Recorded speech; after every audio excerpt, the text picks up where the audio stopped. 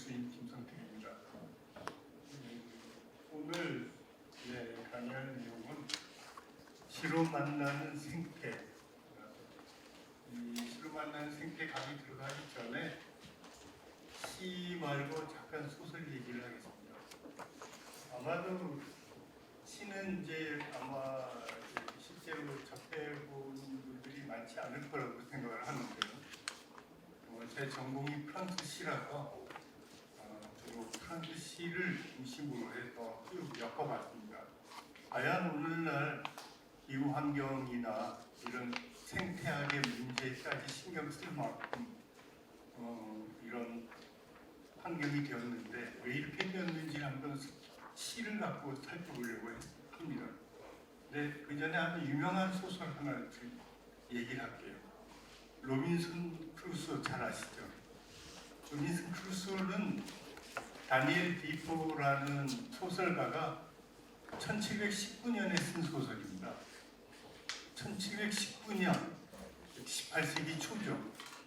영국의 18세기 초에 이런 소설을 쓰는 것들을 보면 아마 지금도 로빈슨 크루소 비슷한 것들의 영화들이 반복해서 나오는데 그 주 내용을 보면은 미지의 자연으로만 그대로 자연 그대로의 상태로 되어 있는 무인도에 들어가서 그 서양 교육을 그대로 받은 사람이 자신이 잘 살기 위해서 여기저기 맨 처음에는 소심하게 밭도 만들고 굴에다가 집을 짓고 하지만 점점 과감해져서 거기에 서양의 문명의 한 부분들을 그대로 옮겨 놓으려고 노력을 합니다.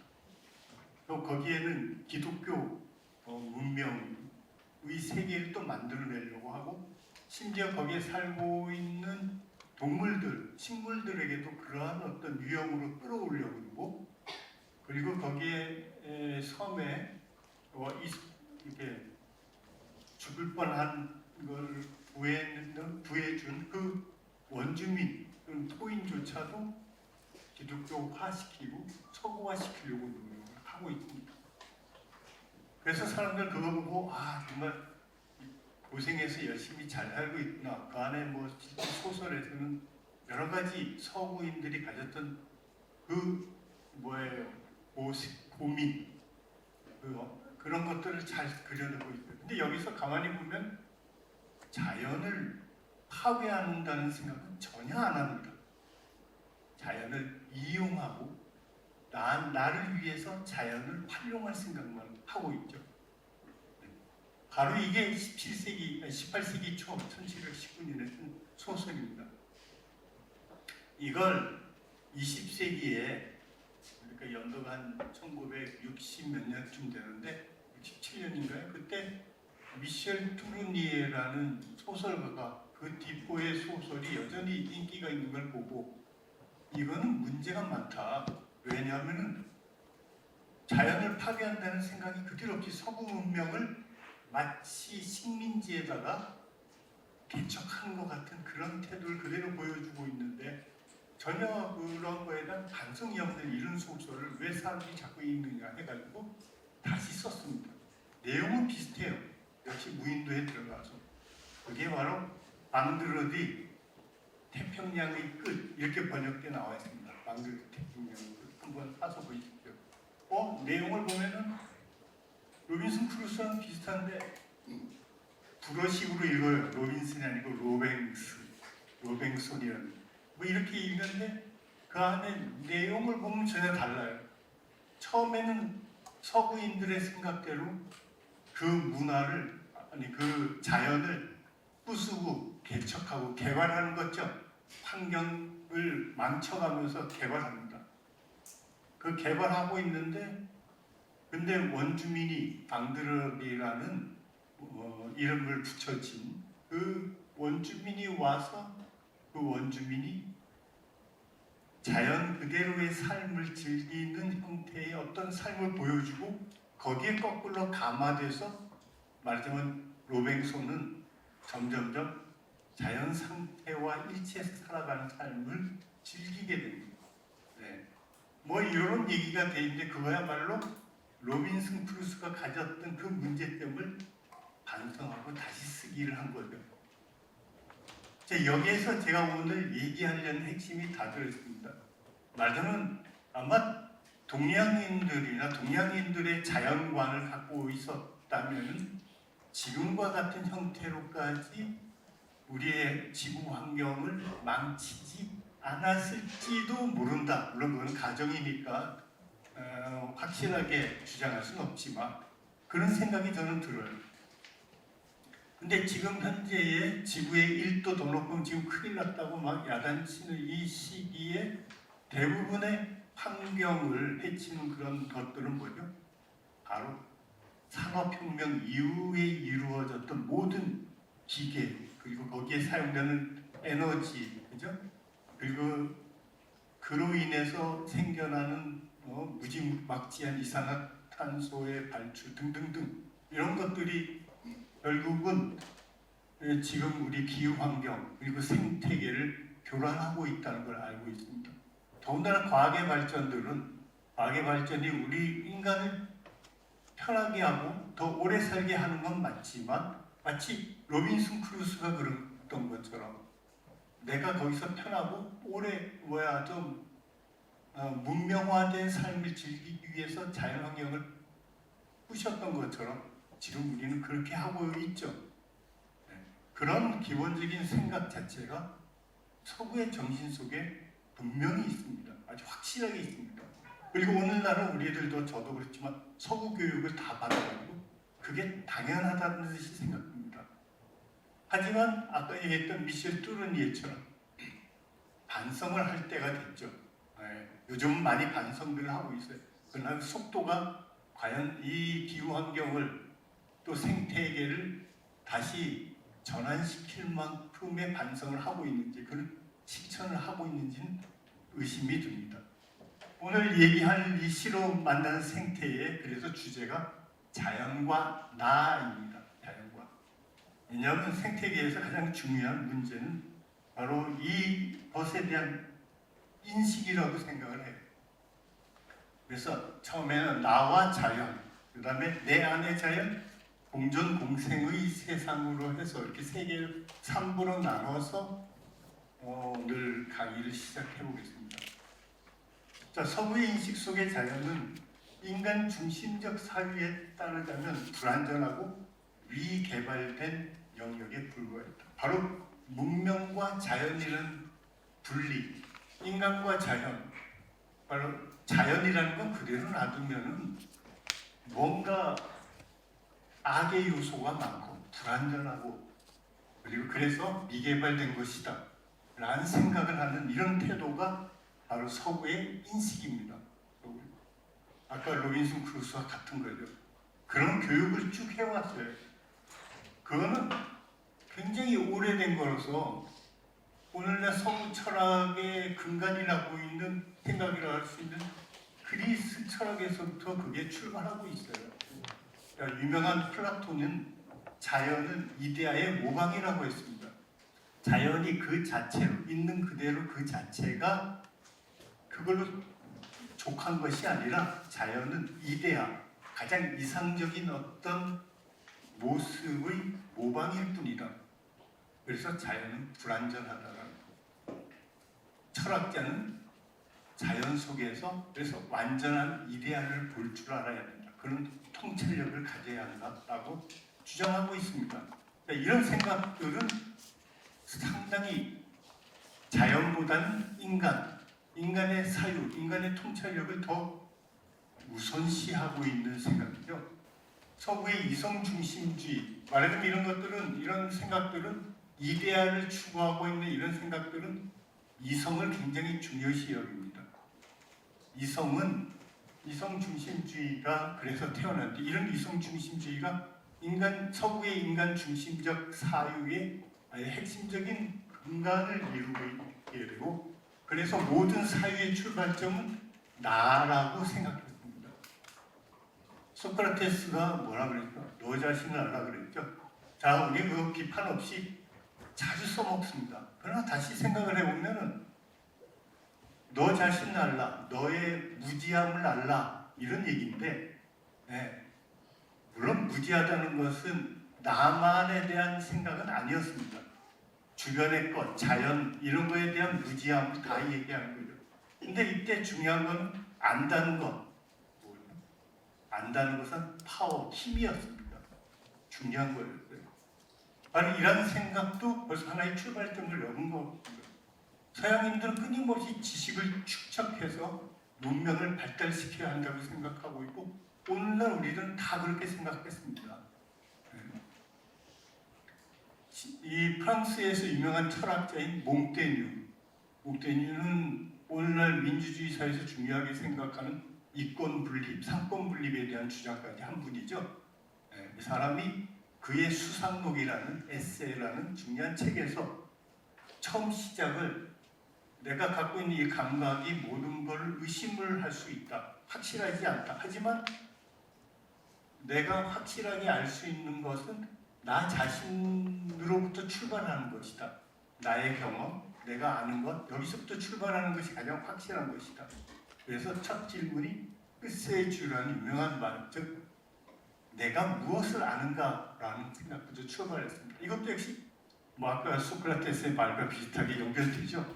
그 다음에 유명한 프랑스의 정신이라고 할 수 있는 합리주의의 대표적인 철학자, 첫 출발점이 데카르트는 이렇게 했습니다. 나는 생각한다, 그러므로 존재한다. 고로 존재한다. 또 뭐죠? 라틴어로는 코기토 에르고 숨이라고 하는 이 유명한 말을 남겼습니다. 이게 제 첫 번째 정원이 돼서 명제가 돼서 여기서부터 자기의 세계를 펼쳐난 것이 방법소설이라는 책인데 여기서 제일 중요한 건 나는 생각한다. 생각하는 나란 바로 이성을 가진 나예요.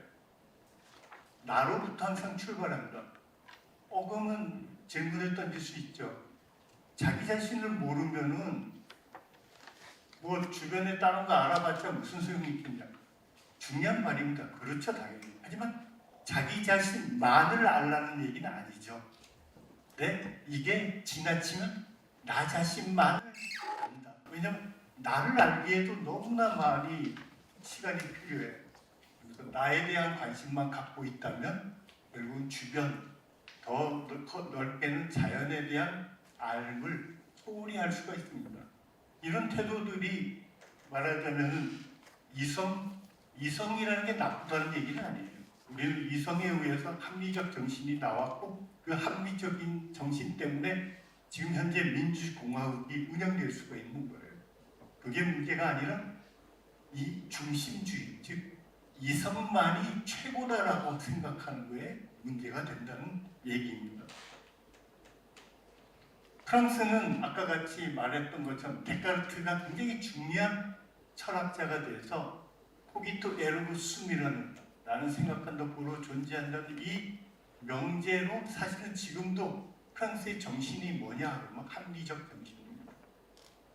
우리랑은 기질이 조금 달라요. 우리는 정서적이고 감성적인 걸 굉장히 중요시 여기는 민족이에요. 실제로 문화활동, 우리의 문화들은 그렇게 주로 그렇게 이루어져 형성돼서 최근에 K-팝, K-컬처, K 이런 드라마들이 마구 크게 힘을 갖고 있는 건 지금 우리가 물론 잘 만들어서도 있지만 또 하나는 지금 현재 우리의 지구 전체의 어떤 문화적 흐름이 거기에 딱 맞아서 그런 겁니다. 자, 지나치게 이성 중심적인 것으로 쭉 흘러나가서 사람들이 지쳤어요. 이성이라는 거는 너무 머리를 많이 굴면 힘들죠. 우리도 뜨거운 가슴이 필요한 겁니다. 근데 거기에 딱 맞는 것들을 해낼 수 있는 그만한 동력도 되고 문화적 역량이 되는 나라가 우리나라이고 수없이 많은 사람들이 거기에 참여해서 좋은 작품을 만들어내면서 일단 일치했던 것 같아요. 다른 사람들은 다른 데서는 도저히 쫓아올 수 없는 감성의 문화를 만들어낸 거죠. 근데 반대로 그 전에 이성의 문화를 만들어내고 했던 데가 바로 프랑스, 아니 프랑스는 문화와 예술의 나라, 도시, 파리는 문화와 예술의 도시 아니었어요? 맞습니다. 그런데 거기에는 합리적인 룰이 항상 돌아가면서 그런 문화와 예술을 컨트롤하고 있었어요.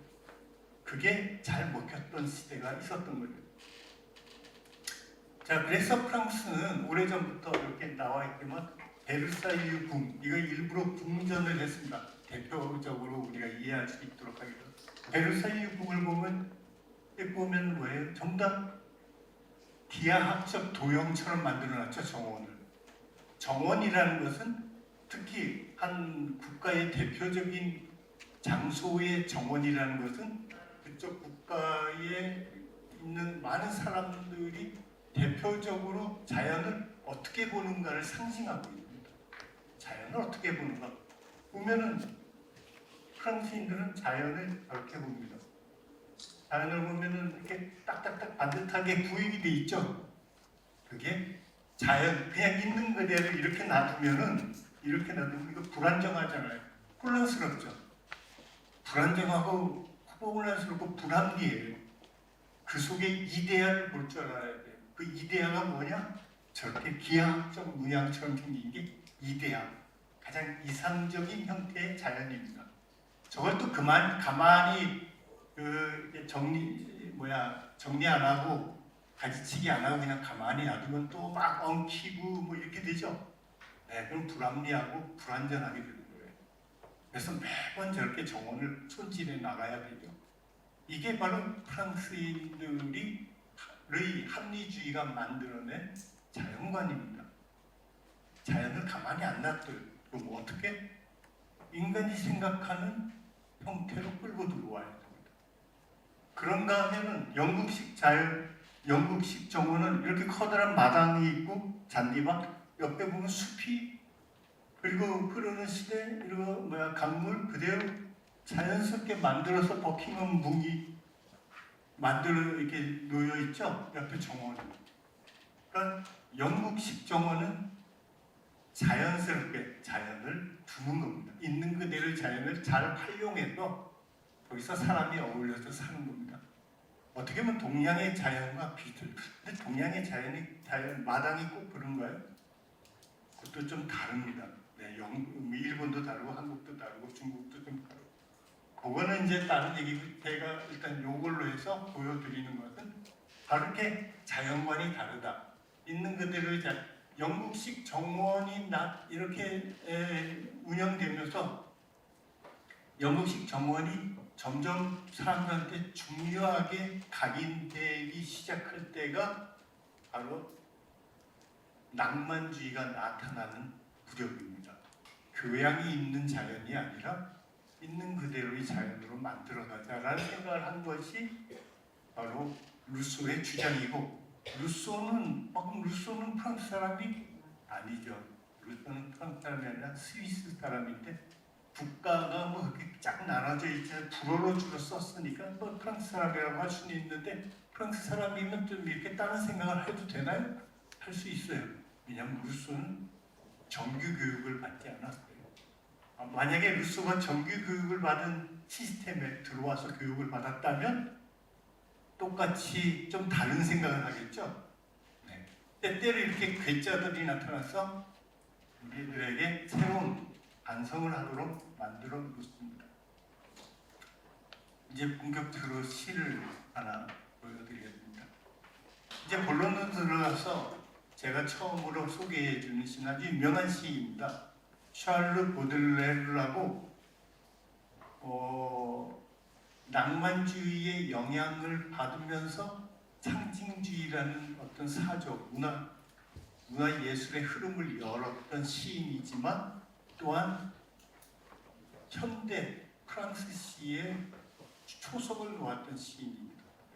그 안에 담겨 있는 건 상당히 이렇게 복잡하고 다양한 여러 가지 모습을 보여주고 있어서 지금도 많은 사람들이 그의 시를 사랑하는 그러한 시인이기도 합니다.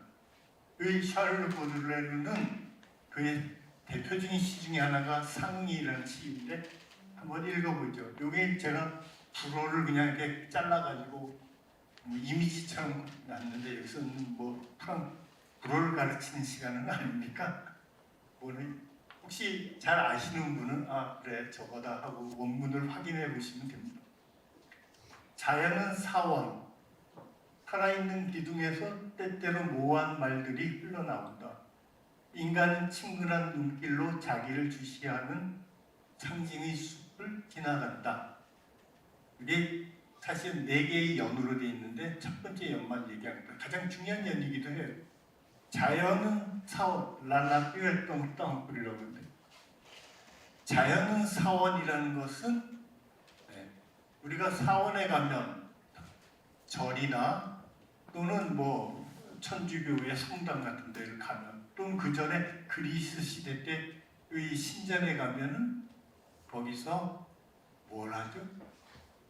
거기에 가면 특히 그리스 신전을 생각해 보시면 거기에는 뭐 도리아식, 코린트식, 뭐 이오니아식 뭐 이런 커다란 기둥이 있죠. 기둥을 보면 기둥 끝에 이렇게 나뭇잎이 장식되어 있습니다. 그 나뭇잎이 장식되어 있는 건 나무라고 생각하는 거죠. 그 기둥들이 여러 개 있어요. 그런 게 있으면 뭐죠? 꼭 숲과 같죠. 네. 사실은 어떻게 보면 인간들이 굉장히 오래전부터 가졌던 신과 소통할 수 있는 공간에 대한 상상이 겁니다. 우리들이 자연 속에서 우리도 무당들도 지금도 그렇죠. 자연 속에 들어가서 샘물 앞에서 기도를 하거나 어떤 커다란 나무를 우리가 중요한 나무라고 생각하고 그 밑에 마을 사람들이 모여서 회의를 한다든지 하는 그런 것들은 그 나무가 어떤 중요한 기둥이면서 또 나무에 흔들리는 나뭇잎들이 모호한 말들을 전해주고 그걸 알아들으면 그게 신탁이 됩니다. 네. 그리스 시대 때 신탁, 오라클이라고 신탁을 내려가는 것은 그렇게 받아들이는 거기에 봉사하는 사람들이 그런 신탁어를 알아들 수가 있죠. 제사장이나 이런 사람들이. 근데 거기에 항상 있는 사람에게는 친근한 눈길로 아마 이런 말들을 전해줄 겁니다. 이런 모호한 말들은 상징어인데 이런 말들을 전해줄 거예요. 즉 여기서 인간은 아까 그런 신전에서는 제사장이지만 보들레르가 얘기하는 인간은 시인입니다. 즉 시인은 자연 속에서 우리들이 이제는 이해를 못하는 그러나 시인은 이해하는 언어들을 듣는 사람입니다. 해독할 수 있는 사람입니다. 자연의 말을 알아들을 수 있는 사람. 아까랑 달라졌죠. 아까는 자연을 인간이 생각하는 대로 바꿔놓으려고 노력했던 그러한 생각들, 로빈슨 크루소와 같은 그런 생각들이 지배했지만 보들레르에게는 그게 중요하지 않아요. 보들레르에게는 거꾸로 자연 속에서 무언가 신적인 성스러운 말을 알아들으려고 합니다. 자연과 소통하려고 합니다. 근데 이거는 과거에는 굉장히 가능했던 거예요. 근데 이 시를 썼던 19세기에는 굉장히 어려워졌기 때문에 시인들이나 알아들었던 것이죠. 아까 얘기했듯이 로빈슨 크루소가 쓰여진 것은 1719년인가 그랬어요. 자, 18세기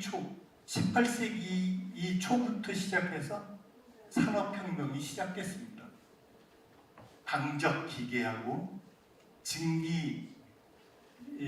증기로 돌아가는 터빈이 발명되고 증기선도 나오고 증기기관차까지 나왔어요. 이게 1차 산업혁명이죠. 네. 바로 1차 산업혁명이 끝날 때쯤에 한참 진행될 때 낭만주의가 나왔습니다. 낭만주의가 그런 산업혁명이 망쳐가는 거에 대한 반성적 태도가 나오기 시작했어요. 그러니까 그 전에는 우리가 자연에 대해서 아까 같이 인간 중심적으로 생각해도 별 상관없었어요. 왜냐하면 이 사람들이 충분히 자연을 파괴하진 않았습니까? 그땐 자연과 인간이 다 어울려서 잘 살았으니까 그렇게 할 필요가 없었습니다. 근데 다이너마이트도 나오고 증기기관차도 나오고 이러면서 마구 자연을, 숲을 없애가기 시작했죠. 그때부터 다시 이런 시인들은 반성적 태도를 보이기 시작한 겁니다. 그러니까 그 이전에서 사실 제가 이렇게 조사하면서 생태를 말할 수 있는 시가 어떤 게 있을까 하는데 그전으로 돌아갈 필요가 없어요. 그전에는 그렇게 반성을 할 필요가 없었거든요. 자연이 충분히 인간의 못된 짓을 흡수하고 소화해낸 능력이 있었거든요. 그러니까 어떻게 보면 낭만주의 이 시대 때부터 자연이 굉장히 많이 파괴되고 있었구나라는 것을 알 수 있게 된 겁니다. 네, 그 얘기를 이렇게 썼어요. 여기 보면은 시인은 자연에서 들려오는 말을 알아듣는 사람, 즉 소통, 자연과 이야기가 가능한 사람이고, 그래서 그 유사한 얘기들은 사실은 뒤에 많은 작가들이 활용합니다. 장지오노 같은 소설가인데 이 사람은 나무를 심는 장가 뭔가 하는 거 뭐 짧은 단편 영화를 나오고 책도 나와 있어요. 그래서 그런 책으로도 유명한 아주 20세기의 대표적인 자연을, 생태를 복원하려는 노력을 소설 속에 담았던 소설가이기도 합니다. 그 작품 속에. 그래서 세계의 음악을 들어라. 세계의 음악이라는 건 바로 자연의 아까 얘기했던 모호한 말들, 자연의 소리를 들어야 한다는 얘기죠. 이런 얘기를 주장하게 됩니다. 좀 시가 길지만 이건 여러분들 잘 아는 유명한 빅돌 위고의 시입니다. 빅돌 위고는 아까 보들레르보다 훨씬 선배입니다. 나이가 많아요. 한참 많은데 사실 낭만주의의 대표적인 주자죠. 대표적인 시입니다. 일부러 아까 보들레르부터 먼저 했는데 거꾸로 내려가고 있습니다. 이 빅돌 위고는 아까 같이 자연과 소통하는 시인의 모습을 보들레르는 굉장히 축약된 언어로 만들어놨지만 빅돌 위고는 원래 좀 말이 웅변적인 시인이었거든요. 그러니까 말이 많습니다. 이렇게 긴 시를 쓰면서 여기에서 바로 아까와 같은 자연과 소통하는 시인의 모습을 보여주고 있습니다. 빅돌 이 시 제목이 안 붙으면 맨 첫 번째 말이 시 제목이 되는 경우가 많아요. 읽어보죠. 시인은 들판으로 나간다. 그는 찬탄하고 숭배한다. 그는 마음속에서 울리는 리라 소리에 귀 기울인다. 시인이 우는 것을 보자 모든 꽃들이 루비빛으로 창백하게 물든 꽃들, 공작이 꼬리마저 무색하게 만들 꽃들, 작은 금빛 꽃들, 작은 파란 꽃들이 그를 환영하듯 꽃다발을 흔들며 작게 고개 숙인 동작이나 커다랗게 애교 부리는 몸짓을 보이며 아름답기에 어울리는 친근함을 갖고 말한다. 지나가는 사람이 우리의 연인이야. 그리고 빛과 그림자와 모호한 소리로 가득한 숲속에 사는 크고 깊은 나무들, 저 모든 고목들, 주목, 보리수, 단풍나무, 주름진 버드나무, 고귀한 참나무, 이끼로 무거워진 검은색까지 느릅나무가 무티프가 나타났을 때의 울레마처럼, 무티프는 이슬람의 법조인입니다. 그리고 울레마는 학자입니다. 이슬람어예요. 아랍어예요. 그래서 그 학자가 법조인에게 인사, 경배를 보이는 것처럼 그에게 크게 전하며 잎이 무성한 머리와 담쟁이 넘풀 수염이 땅에 닿도록 숙인다. 시인의 이마에서 솟아나는 고요한 빛을 바라보며 나지막히 속삭이다. 저 사람이야, 꿈꾸는 자야, 꿈꾸는 자다. 이렇게 부탁입니다. 이 시는 길지만 사실 산문적이니까 아까 그 시보다 더 쉽죠. 꽃들이 시인을 알아봅니다. 뒤에서 나무들이 시인을 알아봅니다. 서로 이렇게 소통하고 있는 모습을 보여주고 있죠. 네. 마찬가지로 이런 자연과의 소통이 가능한 곳에서는 당연히 특히 이 낭만주의 시인들에게는 그러한 장소야말로 가장 사랑이 익어가는 장소이기도 합니다. 낭만주의 시인들에게 사랑은 굉장히 중요하죠. 네.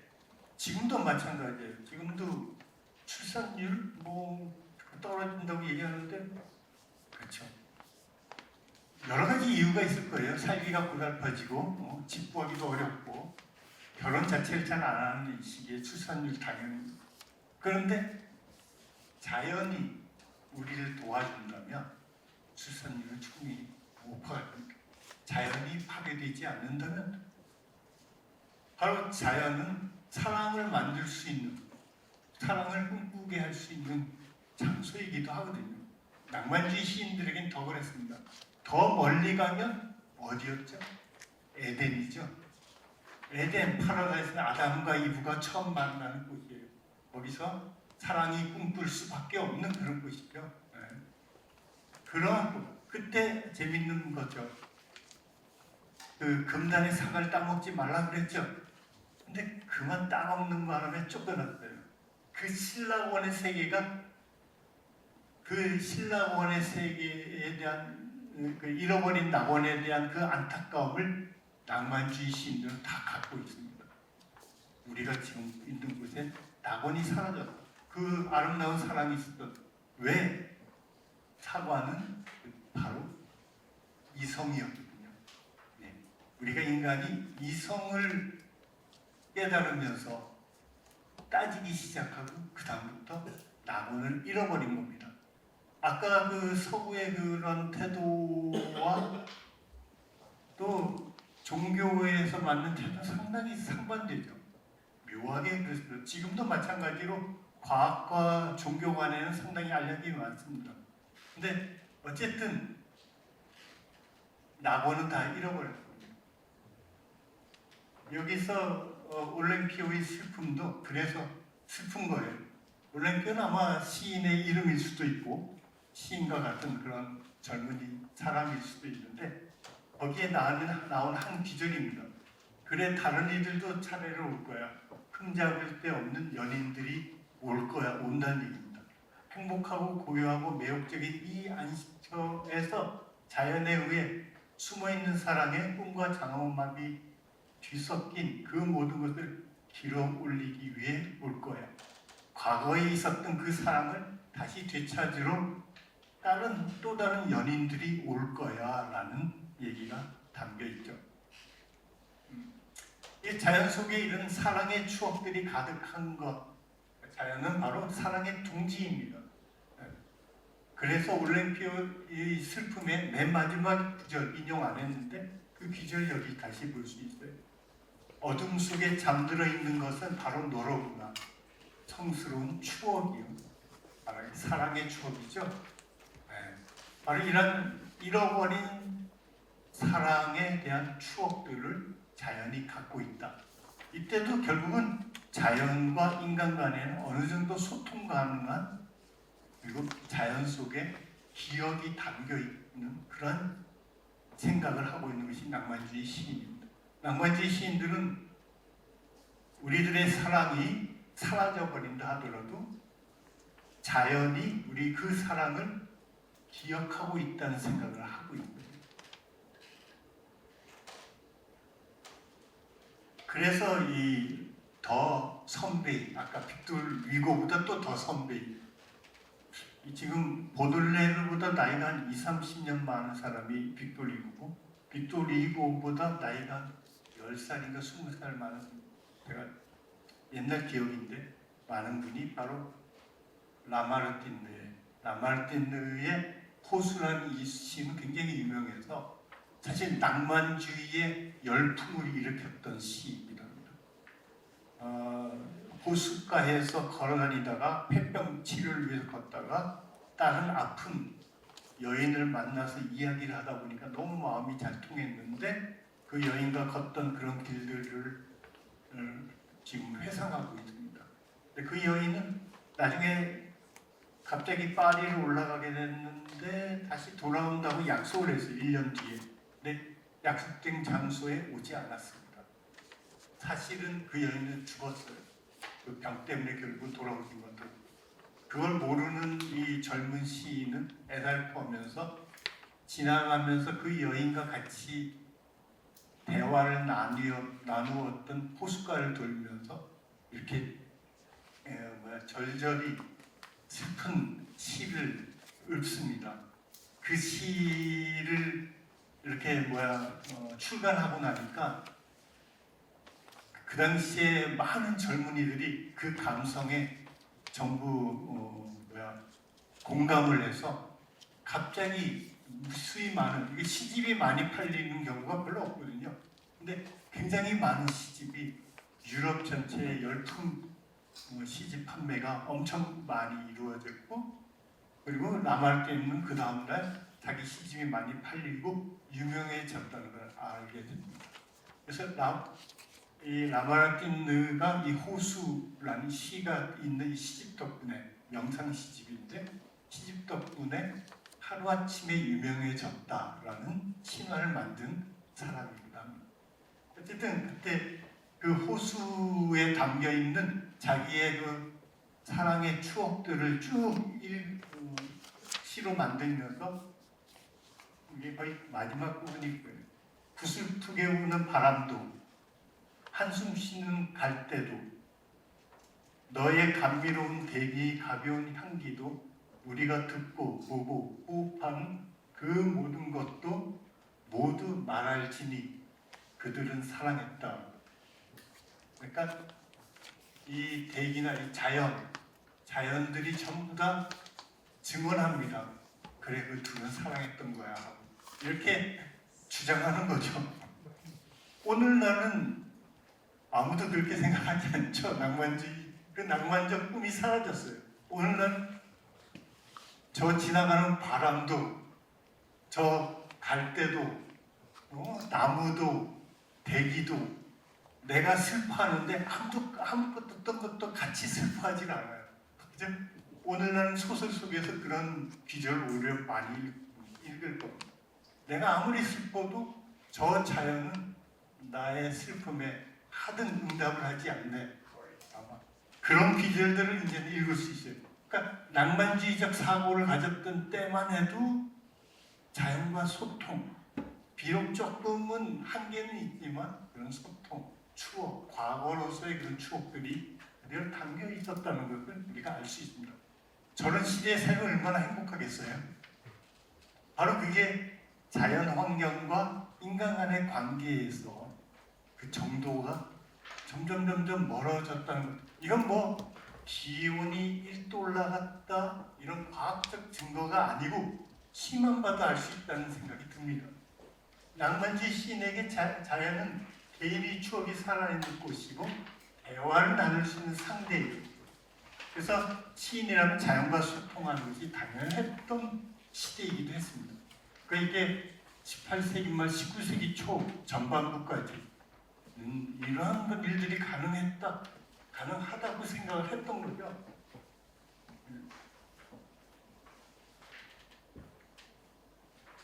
보들레르 같은 상징주의 시인에게도, 물론 보들레르는 낭만주의 영향을 많이 받은 상징주의인데, 자연이 개인의 추억만을, 이 시인에게는, 보들레르에게는 추억만 담고 있는 것만은 아니에요. 아까 봤던 것처럼 사원입니다. 즉 더 본질적이고 성스러운 메시지를 얻을 수 있는 장소이기까지 했어요. 그래서 시인은 이 보들레르에게는, 보들레르만 아니라 낭만주의 시인에게도 마찬가지죠. 아까 꽃들과 나무들이 저기 꿈꾸는 자야, 우리의 연인이야 라고 얘기했잖아요. 그처럼 시인은 꽃과 말없는 것의 언어를 이해할 수 있는 자였습니다. 꽃, 또 나무, 그리고 말 없는 것들, 아까 대기라든지 또는 바위라든지 이런 것들과 그런 것들의 언어를 이해할 수 있는 사람. 요즘에도 시인들 중에 말 없는 것들이요 라고 얘기를 많이 합니다. 말 없는 것들, 이거는 물론 이제 사회적인 영역에서는 소외자이기도 하고 또 다른 부분에서는 지금과 같이 자연이기도 합니다. 근데 이때 말 없는 것들이라는 건 단절이 된 것에 대해서 속상해야 하는 시인의 마음이 많이 담겨 있어요. 근데 여기서는 이해한대잖아요. 그죠? 시인이 그 언어들을 이해한다고 주장하고 있죠. 아까 설명했던 내용인데 다시 한번 요약을 해보죠. 자연과 인간의 소통은 엄격히 말하자면 낙원과 같은 이제 시인이 보기에도 매 순간 그렇게 되진 않습니다. 과거의 일이었습니다. 낭만주의 시인에게도 그러한 일들이 가능했던 건 과거의 일이에요. 왜냐하면 벌써 산업혁명이 시작되고 숲이 많이 없어지고 하는 때가 됐거든요. 그리고 관계의 감성, 기억, 정신의 영역에서 인간의 내면 세계가 자연에게 투사되어 있어요. 그러니까 시인의 생각들이 자연에 투사하는 게 더 많았어요. 사실 가만히 따져보면 자연이 우리의 말을, 우리를 알아본다고, 친근하다고, 그리고 자연 속에 나의 사랑의 추억이 담겨 있다고 착각이야. 가만히 생각하면 그 생각들을 투사한 거죠. 오늘날 그렇게 얘기합니다. 낭만주의 시인들은 자기의 감정을 자연 속에 던져가지고 거기서 되돌려오는 그런 메아리를 자연이 말한다고 생각한 거지 결코 자연이 뭐 소통했겠어? 냉정하게 이제 볼 수 있다면 그렇게 얘기할 수 있죠. 그러니까 과거의 일이거나 아니면 자기의 심리적인 상태를 투사한 것에 불과하다라고 볼 수가 있습니다. 자, 이제 조금 더 냉정하게 이러한 상황을 우리가 살펴볼 수 있어요. 사실은 낭만주의 시인들에 연결되어 있는 그 다음에 작가들은 금방 이런 부분에서 깨어나죠. 낭만주의 시인들은 착각 속에 사는 사람들이야. 진짜는 자연이라는 것은, 그러니까 19세기 후반에 가면 산업화가 점점점 본격적으로 진행돼서 증기기관차도 나오고 막 파리에 들어왔다가 지방으로 가고 합니다. 그런 걸 보면서 자연 환경보다는 문명의 발전이 사실 더 중요한 거야. 작가들은 생각합니다. 사실 빅토르 후고도 아까 저런 얘기를 했지만, 시를 썼지만 어느 글에서는 문명의 진보에 대해서 굉장히 찬사를 보이기도 합니다. 이중적인 부분이 생겨나죠. 그리고 낭만적인 그런 자연과는 문명의 진보가 자연을 보다 인간한테 이롭게 할 것이다 라고까지 생각을 해요. 그러니까 낭만주의 사람들도 아까 빅토르 후고 같은 경우에도 결국은 이런 문명을 발전하면 자연을 적당히 인간에게 이롭게 할 수 있다. 결국은 인간 중심적 사고가 안에 낭만주의 시인들한테도 남아있고 그 이후의 작가들한테도 여전히 그런 게 있습니다. 그래서 보들레르 같은 경우에는 아까 그 시인 보들레르 같은 경우 자연은 추하다라고 얘기하기도 합니다. 자연이 추하다. 그건 사실은 근본적으로 플라톤 이후로 서구의 정신이 갖고 있는 거의 동일한 생각인 것 같아요. 아까 같이 이대한 완벽한 형태를 갖추지 못하고 있기 때문에 자연은 추한 거예요. 그래서 시인은 자연을 아름답게 만들어야 된다. 그래서 시인은 연금술적 언어를 구사해서 자연을 아름답게 만드는 인위적 작용을 해야 된다라는 생각을 하고 예술이라는 건 바로 인위적 행위가 됩니다. 오늘날도 예술이란 무엇인가 할 때 그런 주장을 많이 해요. 인간적 행위가 들어가는 것이다. 그렇죠? 더 나아가서 조리스 카를 미스망스라는 재미있는 굉장히 흥미로운 작가는 자연은 지루하다. 자연은 슬프다. 지루해서 굉장히 슬프다. 따분하다라고 얘기해요. 그래서 심지어 이런 비유를 합니다. 그는 자연의 창조물이 자연의 예술품이라고 할 수 있는 여인보다 인간의 창조물이 증기기관차가 더 아름답다라고 생각합니다. 여기 보세요. 증기기관차. 그러고 보니 좀 이쁜 것 같긴 해요. 초기에 증기기관차. 그래서 증기기관차가 쫙 들어오는 걸 받고 초기에 무성영화가 만들어진 거 아시죠? 빨리 증기기관차에 대한 관심이 굉장히 고조되어 있었습니다. 증기기관차 들어오는 걸 왜 찍었지? 사실 맨 처음 봤을 때 전 그렇게 생각을 했어요. 그 당시에 관심이 많았던 대상이었어요. 자연은 맨날 봄, 여름, 가을 지루하게 똑같은 것이 진행되고 이렇게 생각한 거죠. 그 대신 이런 거는 없었던 증기기관차가 툭 튀어나왔잖아요. 봐, 인간이 얼마나 위대한지 라는 생각까지 하게 된 작가들도 그래요. 그러니까 낭만주의 작가들 생각에도 이런 부분이 있었고 그 이후에 작가들한테 더 많았습니다. 그래서 이 증기기관차가 막 뿜어내는 그 시커먼 연기, 또 증기죠. 석탄 떼서 물이 이렇게 나오는 하얀 증기를 좋아했어요.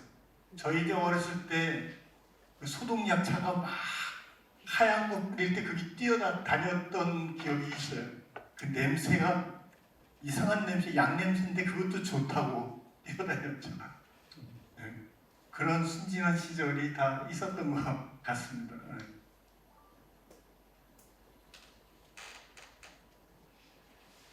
2차 산업혁명의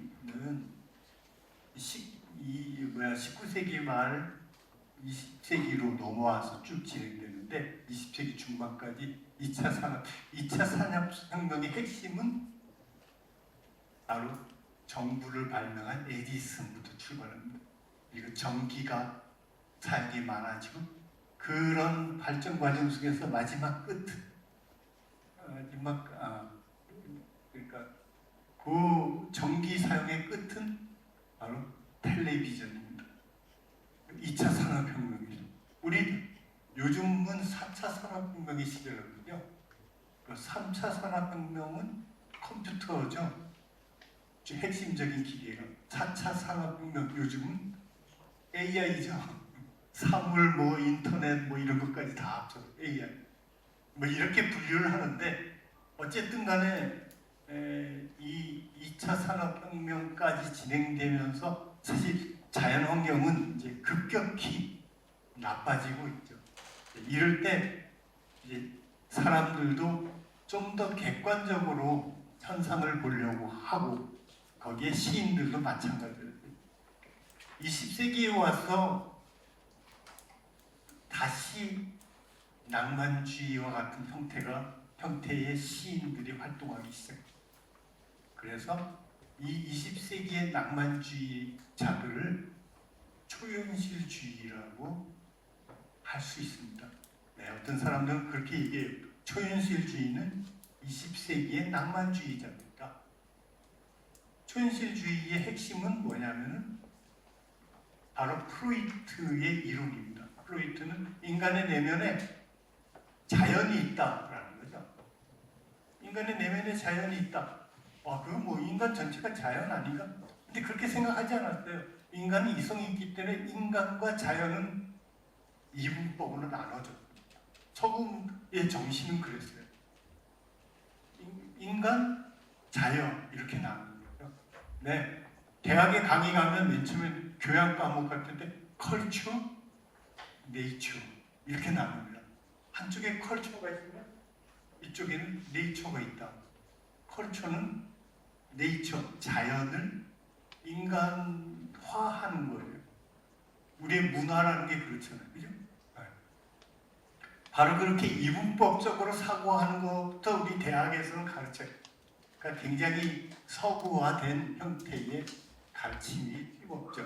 바로 이런 이분법 쪽에서 나는 자연과 다르다고 항상 생각해서 자연 아까부터 불안정하니까 고치고 뜯어고치고 인간에 맞게 로빈슨 크루소처럼 맞춰 놀고 인간이 살기 좋은 집으로 바꾸고 이렇게 하려고 쭉 해왔던 겁니다. 그런데 가만히 보니까 프로이트가 네 안에 성적 에너지가 있어, 리비도가 있어. 너도 옷을 아무리 잘 갖춰 입든 허름하게 입든 신분이 고귀하든 아니면 비천하든 다 똑같이 성욕을 갖고 있어. 그건 다 똑같아.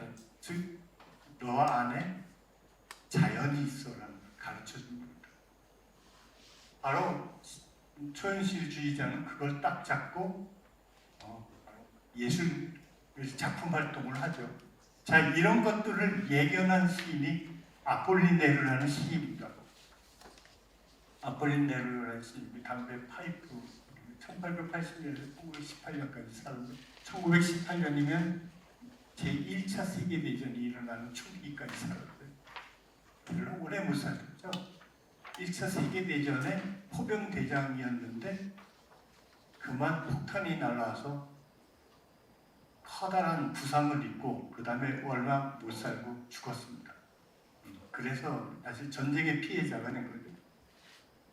이 시인의 시 중에 하나입니다. 언덕이라는 시집인데 시집이 아니라 시인데 의식의 깊은 꽃, 당신은 내일이면 탐사될 것입니다.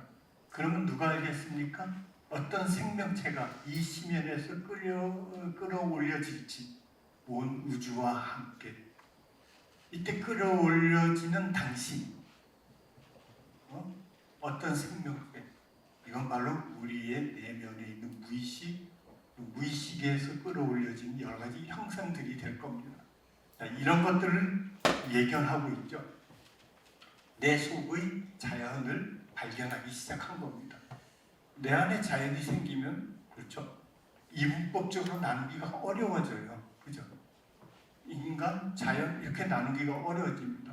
내 안에 또 자연이 있는데 왜 프로이트가 주장하는 무의식, 리비도 이런 것에 의해서 인간 내면에 존재하는 또 다른 나, 알테르 에고라고 해요. 또 다른 나에 대해서 이제 관심을 갖게 된 겁니다. 그래서 꿈이나 백일몽을 통한 무의식 탐색을 통해서 이성의 검열에 억압되지 않은 아주 순수한 상태의 그 자연 상태의 순수한 상태의 자연 그것을 바로 끌어올려서 문학과 예술 작품으로 표현하려고 했던 것이 초현실주의자들입니다.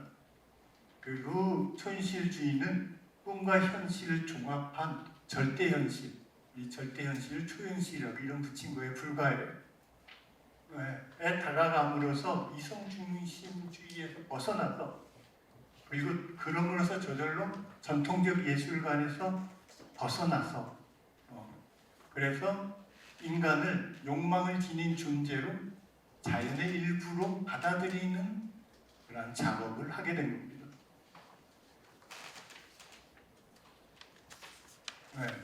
이거 우리나라 시인입니다. 한기석. 제가 이 시인의 시집을 읽다가 놀랐어요. 물론 초현실주의 영향을 많이 받으신 분인데 워낙 초현실주의 활동과는 한참 거리가 먼 시대, 공간적으로도 거리가 먼 초현실주의 운동은 사실 전 세계적으로 일어났죠. 근데 그분이 시인데 보니까 딱 이 초현실주의 활동을 했던 살바도르 달리의 그림과 같이 겹쳐서 보면은 이해하기 쉽겠다. 그냥 시만 보면 이해하기가 어려워요. 그래서 이렇게 겹쳐놓으면 이해하기 쉽겠다고 해서 제가 학생들한테 자주 인용했던 건데 보면은 여인은 돌아앉아 있다. 방바닥 가득 내장을 꺼내놓고 벽과 이야기하고 있다. 온몸이 서랍투성인 여자. 서랍 속의 여자들과 이야기하고 있다. 또 서랍 속에 여자도 있어요. 여자가 서랍 속에 여자. 서랍이 달려있는 여자 여기 보면 나와 있죠. 여기 여인이 다리부터 가슴 이렇게 서랍이 많이 달려 있죠. 살바도르 달리의 전매 특허입니다. 이렇게 딱 이 서랍 달리 모습을 굉장히 많이 하고, 여기는 이 그림의 제목은 라지라팡 플람메인데 불타오르는 기린이, 저 멀리 보면 불타는 기린 보이죠? 네. 마치 불타는 기린처럼 이렇게 어떤 문양이 비슷한데, 요것이 우리 내면에 담겨있는 욕망을 서랍을 풀어서 꺼내가지고 터트려 놓는 모습입니다. 네. 바로 그러한 이미지를 갖고 있어요. 서랍이 뭐야? 서랍이라는 이미지는 사실 이런 것들은 전부 그 텍스트가 있습니다. 우리 갑자기 서랍, 그러니까 예술가들이 만들어낸 이런 것들은 예술가들도 책을 많이 읽어요. 거기서 아이디어를 갖고 온 거죠. 물론 초현실주의의 대표적인 이미지들 중에 하나니까 살바도르 달리가 모를 리가 없죠. 초현실주의자들에게 서랍은 부르주아 기성질서가 우리 내면에 만들어 놓은 체계입니다. 우리 서랍이라는 뭐예요? 우리 책상의 서랍은 물건들을 이렇게 정리하죠. 아, 이거 뭐야? 그 핀들은 여기다 모아놓고, 네, 뭐 여기 종이는 이쪽 서랍에 모아놓고, 서류는 여기다 서랍에 놓아놓고, 뭐 등등 이렇게 열쇠는 여기에다가 뭐 이런 식으로 정리를 하죠. 네, 정리를 해놓는 게 서랍입니다. 우리의 정신도 정리되어 있어요. 근데 이 정리되어 있는 건 뭐에 의해 정리되어 있죠? 바로 프랑스 또는 서구에서는 이성 중심주의, 인간 중심주의로 정리되어 있는 겁니다. 근데 그렇게 해서 새로운 게 나올 수가 없고 세상을 반성적으로 볼 수도 없어요. 로빈슨 크루소가 영원히 그냥 로빈슨 크루소는 자기가 잘하는 줄 알고 살겠죠. 그렇게 발전이 없고 새로운 변화가 없으므로 그것을 터트려 놔야 됩니다. 다 열어놓고 서랍 속에 숨어있는 그야말로 아직 미처 정리되지 않은 순수한 욕망들이 나와야 됩니다. 그 향기가 품어져 나와야 됩니다. 이런 얘기는, 서랍에 대한 얘기는 1918년 초현실주의 전에 있었던 다다운동에서 피탕짜라라는 사람이 다다운동을 이끌었죠. 그 사람이 얘기한 선언에, 다다 선언에서 나온 말입니다. 나는 머릿속의 서랍과 사회 조직의 서랍을 파괴한다. 물론 다다가 파괴하지 않는 건 없습니다. 다다는 다다에라는 자기의 말도 파괴한다 그랬어요. 거부한다 그랬어요. 뭐 이 정도로 온통.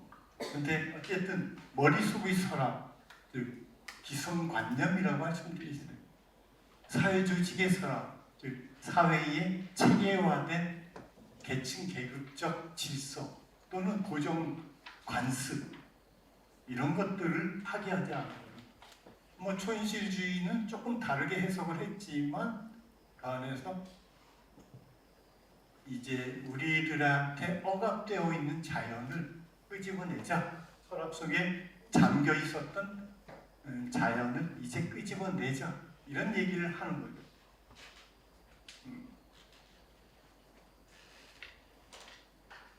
우리 속에 억압되어 있었던 건 시인에게는 반드시 뭐 리비도나 뭐 그런 성적 에너지, 성적 욕망 이런 것만은 아닙니다. 거기 있는 르네 샤르라는 그 시인이 볼 때는 우리들의 어떤 초월적 이미지, 초월하려는 그러한 중요한 태도 또는 상징조차도 우리들 내면에 숨어있게 됐다라고 생각을 합니다. 이렇게 시가 그런 내용을 갖고 있죠. 빛은 우리 눈에서 쫓겨났다.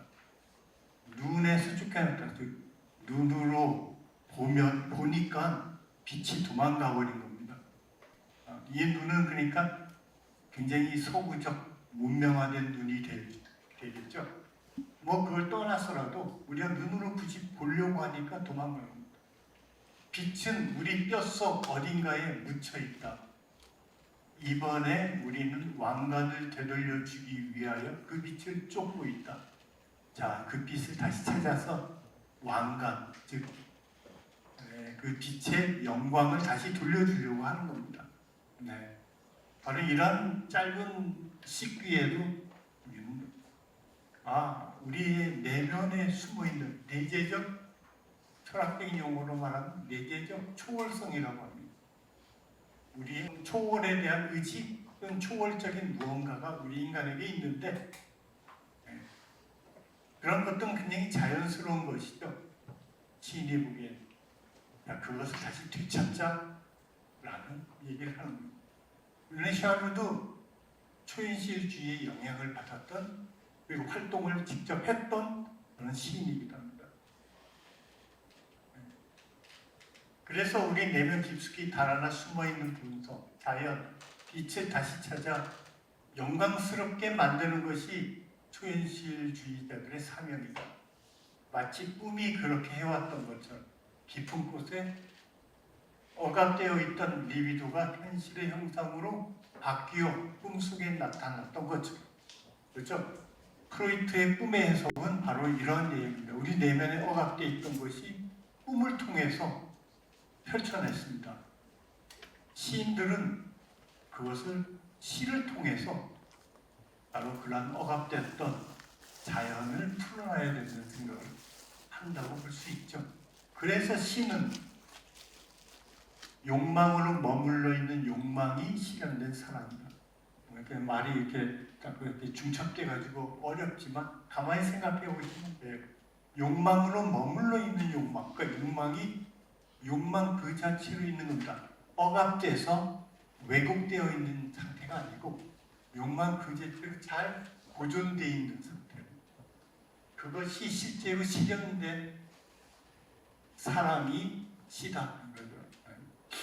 항상 꿈속에서 이미지화 돼가지고 나타나는, 그렇죠? 우리들 억압된 게 이미지화돼서 꿈속에 나타나잖아요. 그 마치 그런 것처럼 시, 언어를 통해서 만들어져 나타나는 겁니다. 나타나고 항상 똑같지는 않겠죠. 또 다른 시에서 그런 것들은 다른 형태로 또 만들어질 겁니다. 세 번째 파트 이름은 공존공생의 세상이라고 이름 붙였습니다. 우리가 이제 어떻게 그럼 해야 되는가? 앞에서는 나와 자연의 관계에 대해서 관심을 갖기 시작했고, 그 다음에 내 속의 자연에 대해서 반성을 하면서 이제 바깥에 있는 자연들이 우리랑 따로 떨어져 있지 않다라는 것을 알게 되기 시작한 겁니다. 지금에 와서는 이제 그 자연을 무조건 개발해서 우리 것으로 만들려고 하는 그러한 서구 문명에 대해서 이제 굉장히 서구의 시인들도 비판적으로 바라보게 했습니다. 아까 로빈슨 크루소를 쓴 디포와는 달리 미셸 뚜르니에가 앙드로디 태평양의 끝이라는 소설을 쓰면서 역전시키려고 했던 것처럼 시인들도 자연에 대한 시선을 달리하게 된 거죠. 이런 달리하게 되는 첫 번째로 사실 가장 최근의 시인을 한번 예를 들었습니다. 숲이었던 것이 상자가 되고 곰이었던 것이 로고가 되며 하늘이었던 것이 천장이 된다. 어떤 내용이죠? 이해하시겠어요? 그러니까 숲이 상자가 되는 거 이해합니다. 그죠? 수없이 많은 숲을 벌목해서 종이로 만들고, 대표적인 거는 상자는 상품을 만들 때 상자. 요즘 택배로 엄청나게 많은 것들이 들어오기도 하죠. 그런 상자들이. 곰이었던 것이 로고가 된다. 이것도 알겠죠? 로고, 곰, 캐릭터죠. 캐릭터 상업이 얼마나 많습니까? 그렇다고 해서 이게 자연을 해치는 건 아니지만 사랑할 수도 있죠. 어쨌든 그러나 요즘 현실을 보여주는 거예요. 하늘이었던 것이 천장이 된다. 우리가 바깥 하늘 보기 어려워졌어요. 이제 대부분 천장만 바라보고 심지어 천장에 하늘 그림 그려놓은 그런 동네도 많죠. 전에 한번 일본에 갔더니 그 건물 안에 지나가면 다 하늘로만 시간에 따라서 밤하늘이 됐다가 낮에 하늘이 됐다가 하는 그런 건물도 있더라고요. 아무튼 이렇게 되는 건 이게 뭐죠? 결국 산업화입니다. 산업화. 자연을 산업화하고 상품화하는 거예요. 왜? 그게 더 돈이 되니까. 그죠? 자연을 이리저리 여러 가지 방법으로 착취하기 시작한 겁니다. 네, 이 사람은 정말 시인. 네, 미셸 드기라는 시인인데 최근에 돌아가신 것 같아요. 2022년에 돌아가신. 이쪽에 활동을 많이 하시다가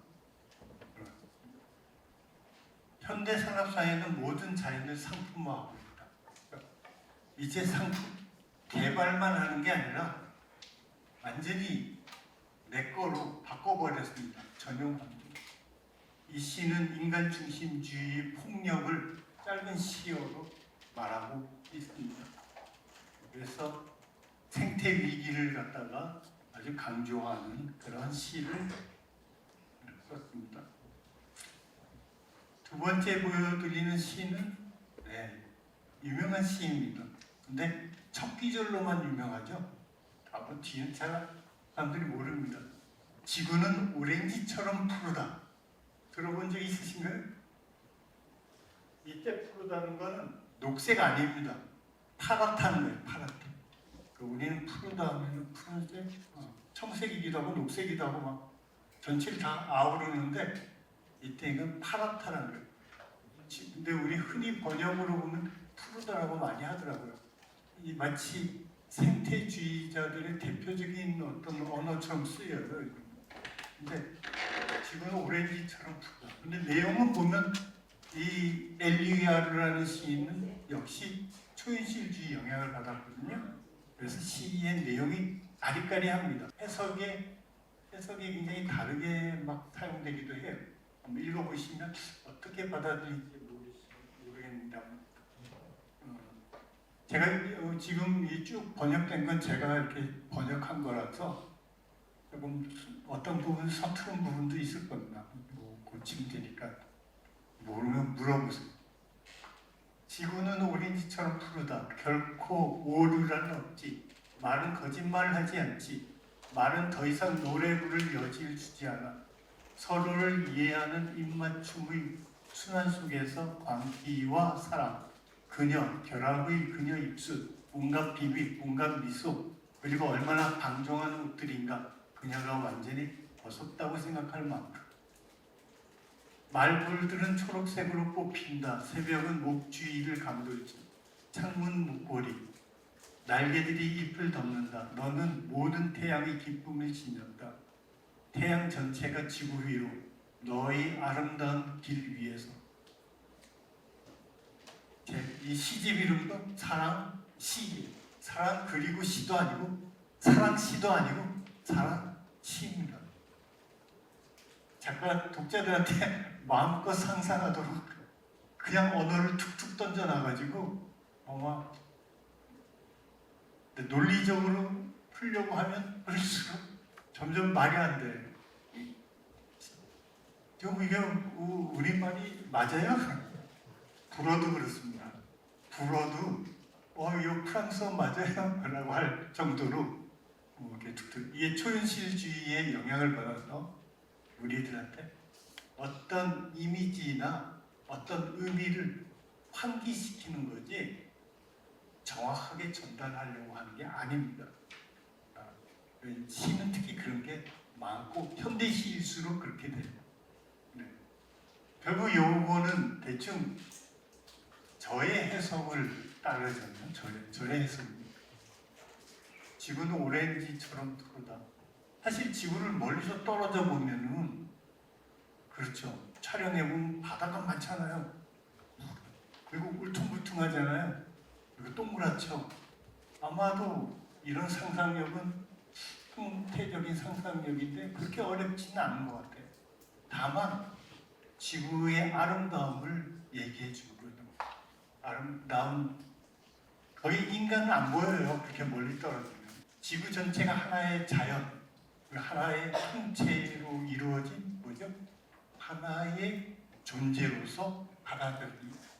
인간도 자연도 구별하지 않고 지구라는 전체를 하나의 생태학, 우리 생태니까 생태학적 공간으로 이렇게 해석해도 되겠죠.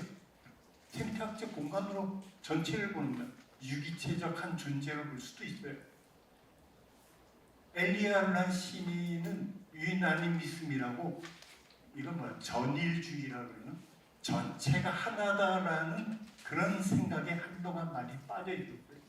그래서 인간이든 자연이든 지구든 전체는 하나다. 마치 불교에서 말하는 인드라망처럼 서로 다 연결되어 있다는 생각을 하는 거죠. 이런 생각으로 본다면은 그렇겠구나. 그 지구가 아름답다는 거지. 그래서 아마도 여기 나오는 서로 이해하는 입맞춤의 순환께서 광기와 사랑, 그녀로 보여지는 것도 지구일지 모르죠. 지구의 어떤 여인의 아름다움으로 얘기를 하고 있는 거죠. 여인에 대한 사랑 같은 걸로 표현하고 있습니다. 그리고 밑에 보면 말벌은 초록색으로 꽃핀다.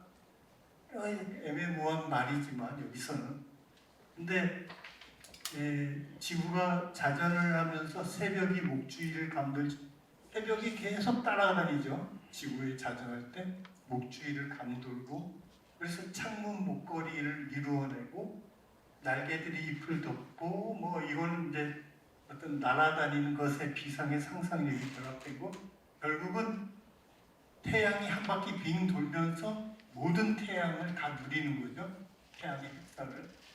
그래서 그 태양 전체가 지구 위에서 너의 아름다움의 길 위에서 언제나 같이 있다.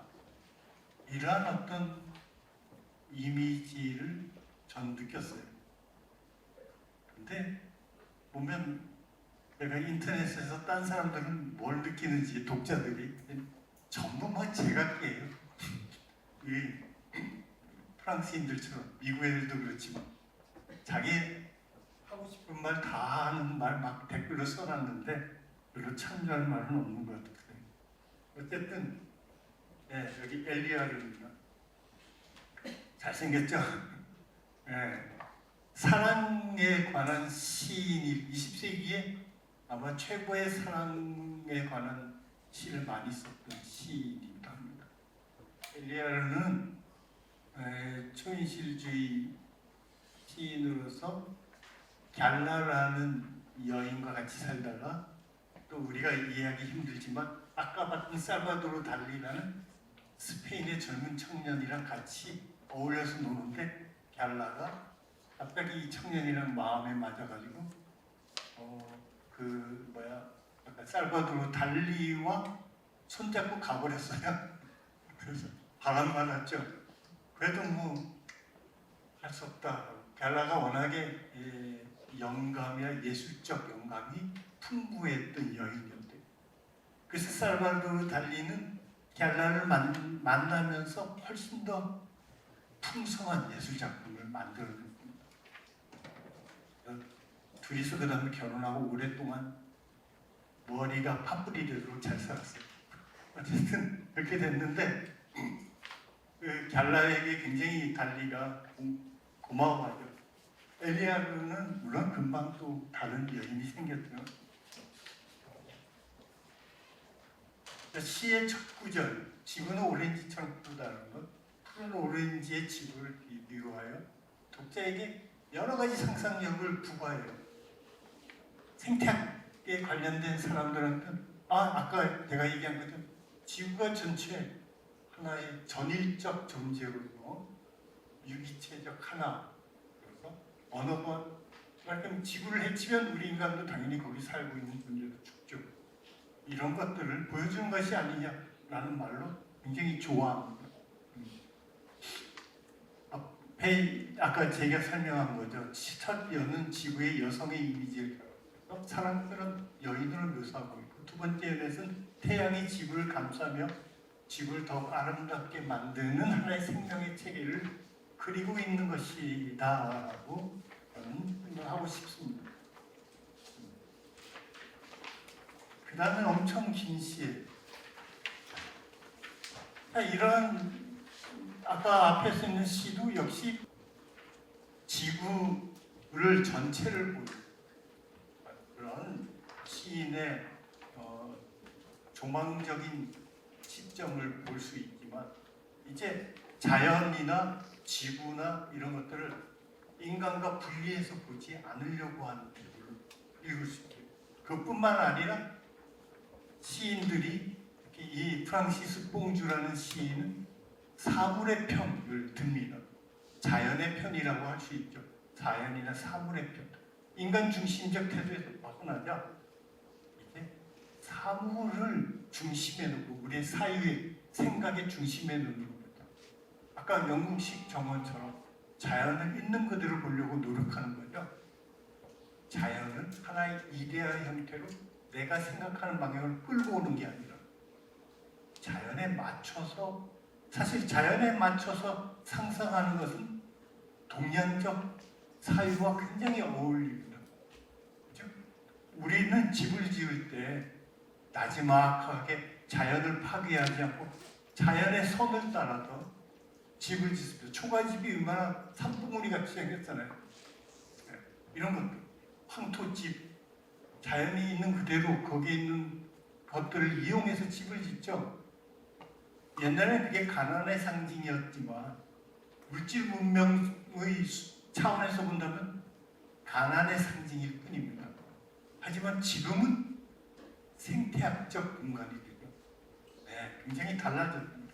이렇게 시각을 달리 보는 이런 관점들이 우리에게 더 필요하고, 그렇다면 이 프랑시스 뽕주의 시는 우리에게 시사하는 바가 크다고 말할 수 있습니다. 길지만 아주 빨리빨리 읽어볼게요. 그러면 보시면서 이런 부분이 있구나라고 알 수 있죠. 내가, 이게 제목이 비입니다. 비. 호역이 안 써나요. 비. 내가 지켜보는 안뜰에서는 비가 아주 다양한 모습으로 떨어집니다. 중앙에서는 가늘고 단절적인 커튼 혹은 그물망이면서 아마도 아주 가벼운 물방울들이 끊임없이, 하지만 비교적 느리게 떨어지는 모양이거나 힘없지만 한결같이 내리는 낙하이거나 순수한 유성의 강렬한 분열이 되기도 한다.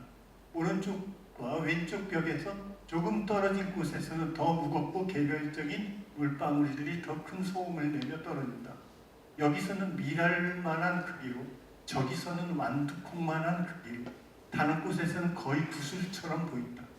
가로막대와 창문, 팔걸이 위에서는 비가 수평으로 흐르지만 같은 장애물이 아래쪽에서는 볼록한 공 모양으로 빗물이 매달려 있다.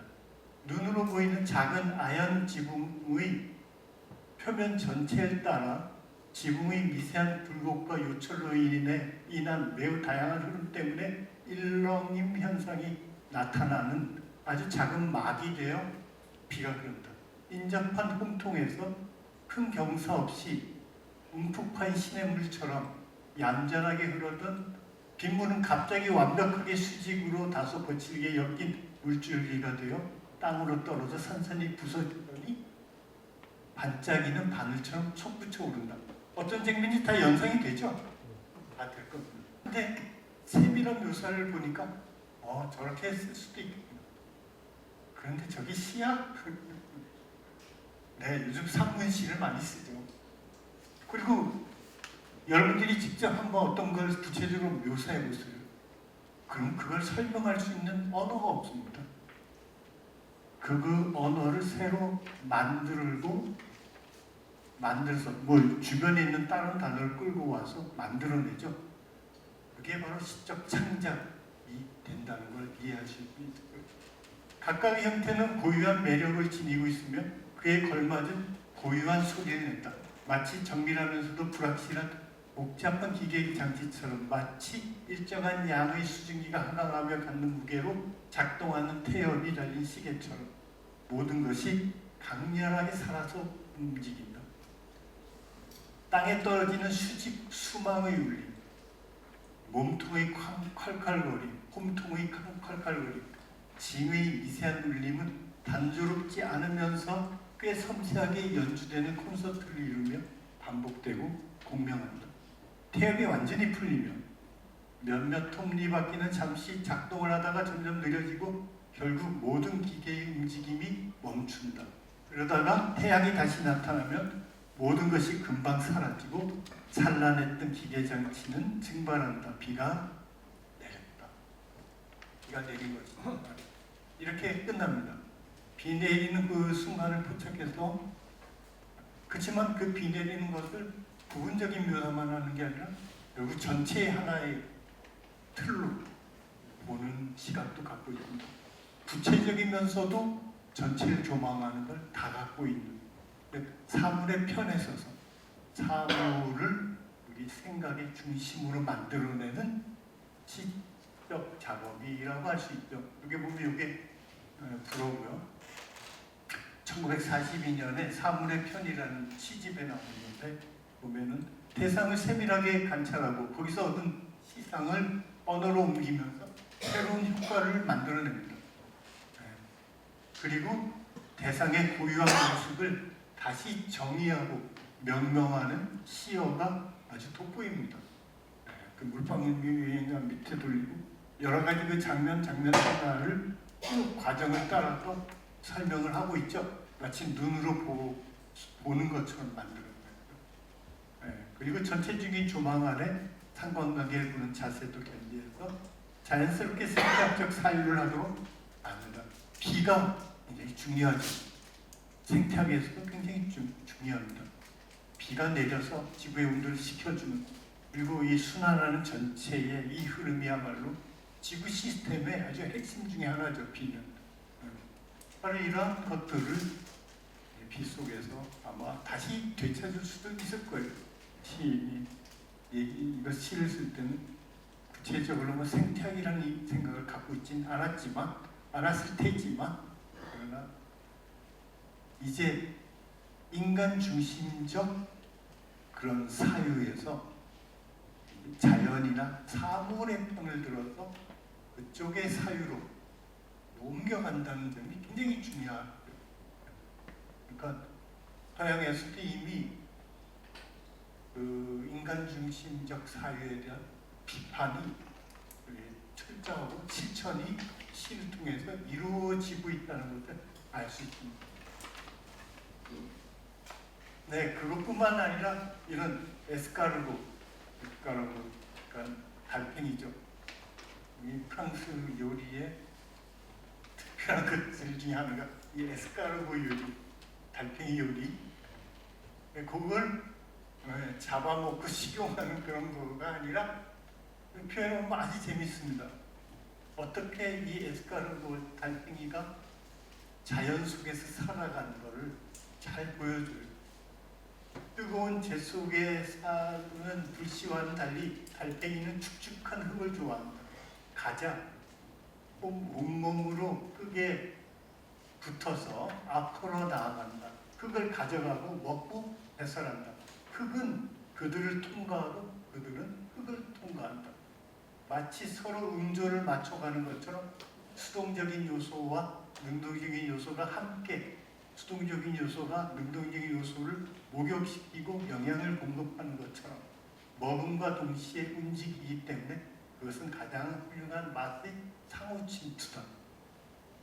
그러니까 지렁이가 가면서 흙을 먹고 배설하는 그 과정을 이번에는 흙이 지렁이의 몸을 통과하는 모습으로 서로 상호 침투하는 모습으로 그리고 있는 거죠. 그렇게 생각할 수도 있겠네. 충분히. 또 우리 인간도 그렇죠. 인간도 자연 속에 살면서 또 자연이 우리를 품어주고 자연이 어떻게 우리 몸 안에서 살아가고 있고 이런 것들을 볼 수 있을 거예요. 이 시는 굉장히 길어요. 중간에 탁탁 자르고 있습니다. 그렇게 그들은 인간에게 그들의 의무를 일깨운다. 요 바로 앞이 달팽이에게 죽으면 남는 것은 아름다운 달팽이 껍질이다 얘기해놨어요. 그래서 인간에게 의무를 일깨웁니다. 위대한 사상은 마당에서 비롯됩니다. 마당, 뜻이죠. 도덕적으로 너를 완성하라. 그러면 아름다운 시를 쓸 수 있다. 도덕과 수사학은 수사학부터 문학 작품, 문학을 얘기합니다. 아름다운 글쓰기입니다. 현자의 열망과 욕망에서 서로 어우러진다. 그러니까 글쓰기라는 것도 도덕적으로 완성해야 됩니다. 즉 자연을 존중해야 되는 거죠. 이런 것처럼. 그러나 그들이 어떻게 성인인가, 성스러운 존재인가, 정확히 자기 본성에 순응하기 때문이다. 그러니 먼저 너 자신을 알라. 그리고 너 자신을 있는 그대로 받아들여라. 너의 악덕에 맞게 너의 그릇에 걸맞게. 소크라테스 얘기가 다시 나오네. 그런데 있는 그대로 받아들일 줄 알아야 돼요. 자연 그대로. 우리가 자연인 상태로 이해해야 돼요. 이때 보면 프랑시스 뽕주의 얼굴입니다.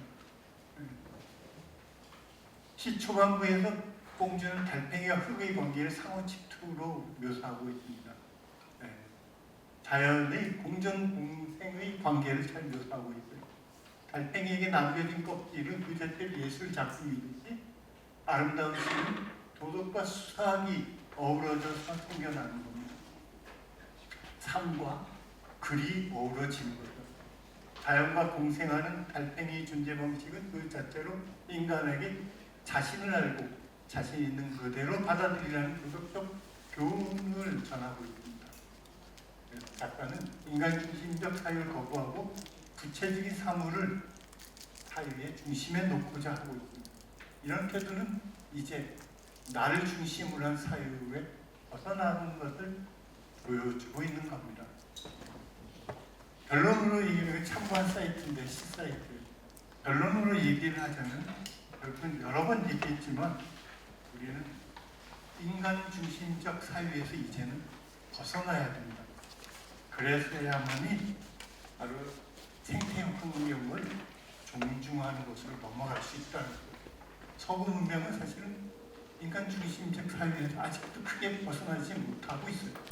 그리고 상품, 가치를 중요시 여겨서 자연을 상품으로 활용하고 악용하고 심지어 그리고 자연을 해치기까지 하고 있죠. 근데 그런 작업들은 결국은 우리 자신을, 자연인 우리 자신을 친다는 것을 알아야 합니다. 여기까지 제가 강연을 마치겠습니다. 그 다음에 질문을 받겠습니다.